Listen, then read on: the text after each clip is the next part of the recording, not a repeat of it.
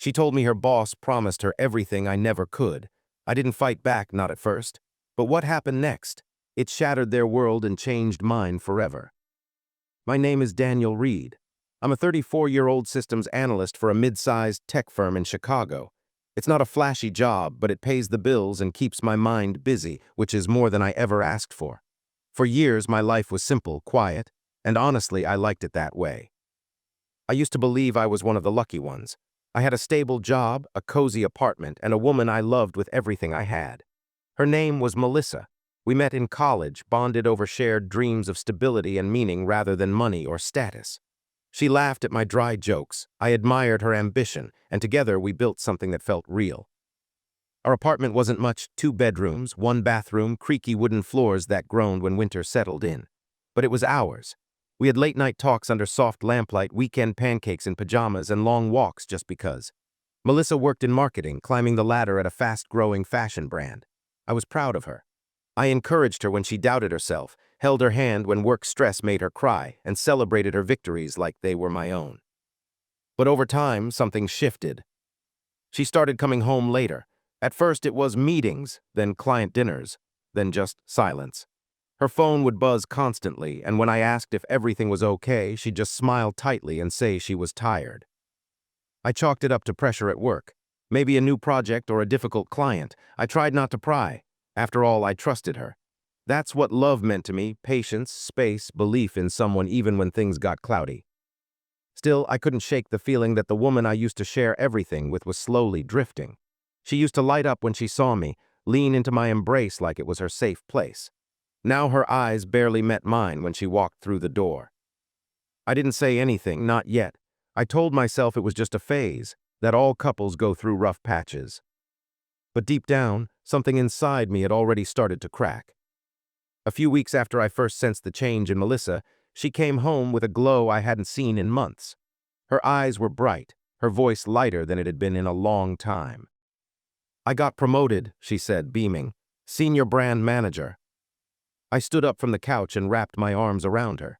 "That's amazing, Mel. You earned it." She hugged me back, but it felt more like a formality than a moment of joy between partners. Still, I didn't let it show. I told myself it was just stress, or maybe she needed time to adjust to the new role. At first, she seemed energized. Her wardrobe changed almost overnight: high-end designer bags, sharp heels, polished jewelry. She said it was part of the image, that it helped her fit in with the executive crowd. I smiled and nodded, even when I noticed the price tags were creeping higher and higher. Then came the name, Marcus Hale, her new boss. She talked about him a lot: how sharp he was, how connected, how he mentored her and pushed her to be bolder. At first, I was genuinely happy for her. A good mentor could open doors, but soon it felt like she admired him a little too much. "He's brilliant," she said once over dinner, "and he believes in me. He said I have the potential to be more than just another manager." I looked up from my plate. "You already are more than that." She smiled, but her eyes didn't match the warmth in her voice. "I mean, in a bigger way, he sees something in me." I didn't know how to respond. Something about the way she said it made me feel small, like I didn't fit into that bigger version of her life she was beginning to imagine. In the following weeks, her hours stretched longer, and she started spending weekends on off-site retreats and networking events. She posted pictures from luxury hotels, rooftop lounges, high-end conferences, always surrounded by beautiful people in expensive clothes. I wasn't in any of them. I started to feel like a placeholder in my own home. I told myself not to overthink it, that this was just a rough patch, a temporary imbalance. I loved her, and love meant trusting that, no matter how far she went, she'd always come back home. But I didn't know then. She was already gone in all the ways that mattered. Looking back, I think the real turning point wasn't something I saw. It was something I felt: a quiet shift, like a door slowly creaking open somewhere behind me. Melissa had just returned from a 5-day work trip to New York. She didn't tell me much about it, only that it was intense but exciting. When I asked how it went, she shrugged off the details, saying she was exhausted. But something was different.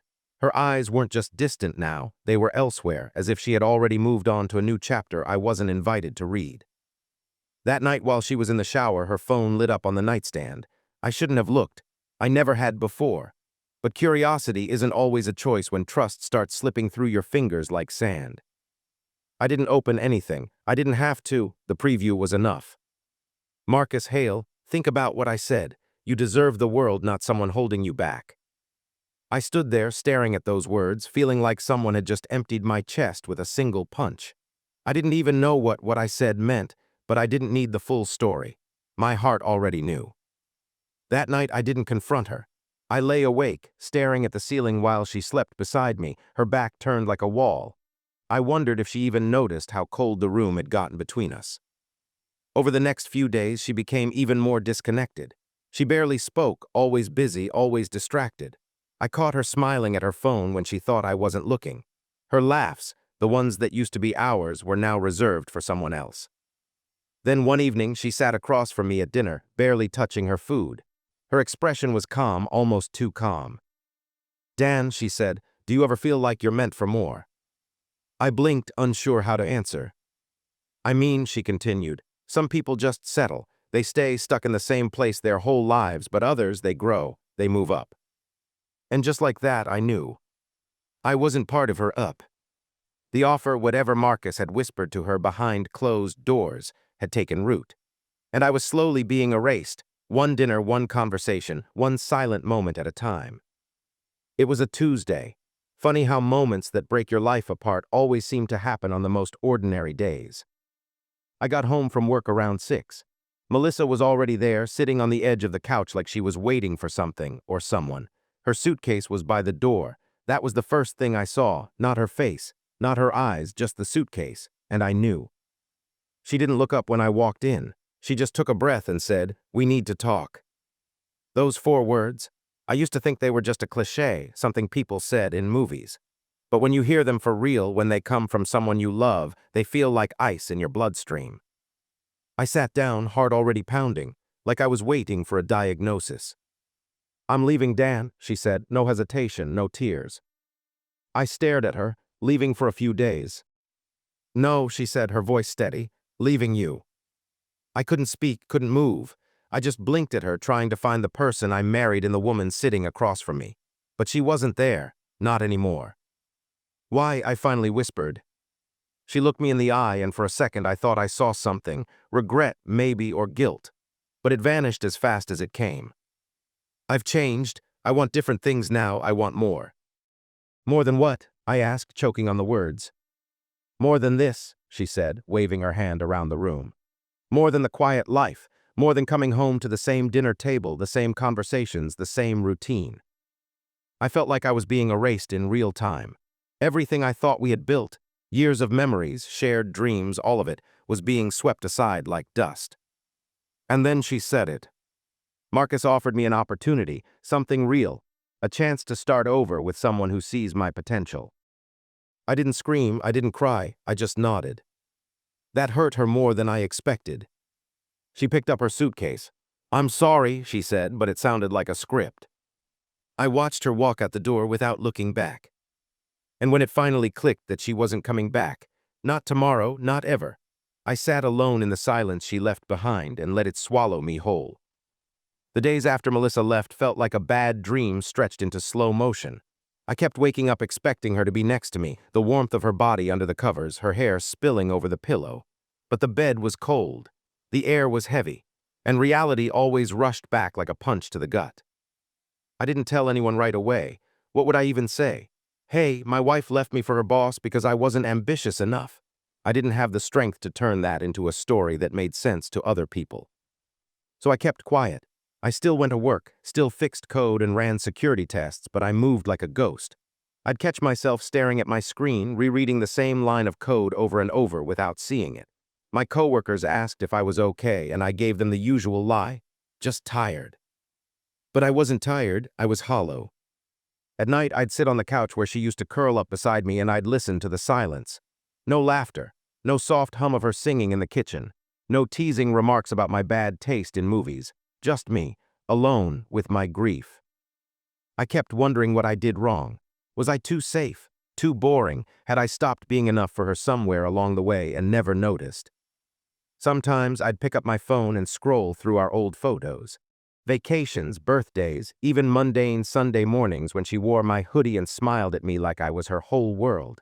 I used to believe those smiles. Now I didn't know if they were ever real.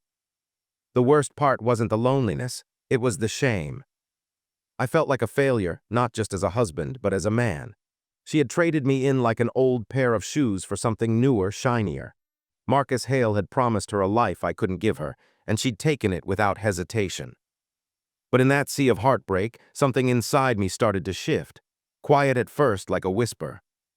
It wasn't anger, not yet. It was something colder, sharper, a stillness that said, "You're not done yet, this doesn't have to be the end." I didn't know what that meant at the time, but I held on to it like a match waiting to be struck. Grief has a strange way of sharpening your senses. Once the initial fog lifted, I started noticing things I had overlooked before. Little details, patterns, clues. I never set out for revenge. Not at first. For weeks, I just tried to survive the silence Melissa left behind. But one night, about a month after she left, I got a notification I hadn't expected. An old shared cloud drive. We de-used it when we were married to store tax documents, travel itineraries, bills, nothing dramatic. But when I logged in out of habit, I noticed something. A recent upload. A folder named Q3 Campaign Pitch Hail. My pulse quickened. I almost clicked away, telling myself it wasn't my business anymore. But the pain inside me refused to be ignored. I opened the folder. Inside were pitch decks, strategy documents, even internal memos from Melissa's company, all with Marcus Hale's name tied to them. It looked like they were preparing for a major acquisition campaign, one involving confidential brand partnerships and aggressive market strategies. And right there, clear as day, was something else: falsified projections, fabricated ROI data, promises to investors that were statistically impossible. I stared at the screen, stunned. Marcus Hale wasn't just ambitious, he was crooked. And Melissa, whether she knew it or not, she was knee-deep in something that could blow up the entire company. That was when the first seed of revenge planted itself inside me. I could have closed the folder and deleted the file, told myself it wasn't my problem anymore. But no, they had taken everything from me, my marriage, my peace, my pride. And now fate had handed me something I hadn't asked for: leverage. I copied the folder to a private drive. No changes, no footprints. Over the next few days, I dug deeper. Quietly, carefully. I used my cybersecurity background to trace internal connections between Marcus's email accounts and shell companies listed on campaign documents. There were signatures that didn't match up, payment orders that rerouted through third-party vendors with no listed owners. It was like peeling back the skin of something rotten. And in all of it, Melissa's name appeared again and again. I didn't feel satisfaction, not yet, but I felt purpose. For the first time since she walked out that door, I felt like I was holding something solid, something powerful. They thought I was weak, quiet, forgettable. But they forgot the most important thing about me. I never speak unless I'm certain, and when I move, I don't miss. People say revenge is loud, a slam of doors, a raised voice, a dramatic moment in the rain. But mine was quiet, surgical, calculated. I didn't want to fight, I wanted results. I started wearing a mask of calm. At work, I was the same old Daniel, helpful, polite, a little quiet, just like always. Nobody saw the hours I spent at night combing through documents, connecting Marcus's offshore accounts, mapping how he funneled fake numbers into investor decks. And behind those numbers, Melissa's signature on campaign budgets, approval stamps, marketing reports laced with exaggerated reach metrics. She may not have known the full picture, but she wasn't innocent either. Still, part of me hoped, deep down, that she'd been manipulated, that maybe Marcus had pulled her in with charm and promises, like a moth to a flame. But every time I saw her name on those files, my heart hardened a little more. I didn't go to the police, not yet, that would have been messy, premature. Instead, I began building a trap. I used a burner laptop, one I wiped clean and rebuilt from scratch. I set up an anonymous shell account and began collecting every piece of evidence into a single, devastating folder. Spreadsheets, PDFs, email chains, financial transfers. I even found recordings of Marcus speaking in webinars where he pitched projections that directly contradicted the data inside his own files. I labeled the folder, "Hail Marketing Fraud Complete." And I waited. I started feeding small, untraceable leaks to independent journalists and online watchdogs. Nothing explosive, just enough to spark whispers in the industry. I knew how stories worked. You don't light the fire all at once. You let the smoke drift in first until everyone starts sniffing the air. Melissa hadn't contacted me since she left, but I heard through a mutual friend that she was moving in with Marcus. They were attending events together now. Power couple, some blog had called them. I didn't feel jealousy. That part of me was dead. I felt clarity, control. And in that quiet, in the stillness of my little apartment where her ghost used to linger, I smiled for the first time in weeks. They thought I'd break, but all they did was wake up the side of me they never bothered to understand. It started like a tremor. One morning, I logged into a public finance news forum, one I had anonymously tipped the week before, and saw the headline. Whispers of fraud at Hale Marketing Group spark investor concerns. It wasn't top of the page, not yet, but it was there, lingering like a slow-rolling storm on the horizon. I clicked through and read every word. The article didn't name Marcus directly, but it questioned the company's meteoric rise. The numbers didn't add up. It hinted at unverified client reach, discrepancies in campaign impact reports, and unusually rapid financial growth unsupported by third-party audits. I sat back and exhaled slowly. The first domino had tipped. Over the next few days, I watched from the shadows as the pressure mounted. Analysts began asking questions. Clients pulled back. A larger financial blog ran a follow-up piece, digging deeper into fake partnerships and shell vendors. Then came the real hit. An investor rights group filed a formal complaint with the SEC. Suddenly, the whispers became alarms. Marcus Hale held a press conference, his voice calm, his smile smooth, but his eyes said everything. He was cornered, still posturing, but with the nervous energy of a man playing defense. And there, standing next to him in a crisp white blazer, was Melissa. Her hand rested on his arm, her smile fixed and camera-ready. But I could see it, the tension in her jaw, the flicker in her gaze. I wasn't done yet. A few days later, I submitted the full folder, Hale Marketing Fraud Complete, to the SEC through their whistleblower portal. I used a secure VPN, masked IPs, everything I had learned through years in cybersecurity. It would take time to process, but the final blow was planted. Then I sent the same folder anonymously to every major journalist who had covered the story so far. The next headline was front-page material. Leaked documents reveal massive fraud operation inside Hale Marketing Group. Senior executives implicated. This time they named names: Marcus Hale, Melissa Rowe.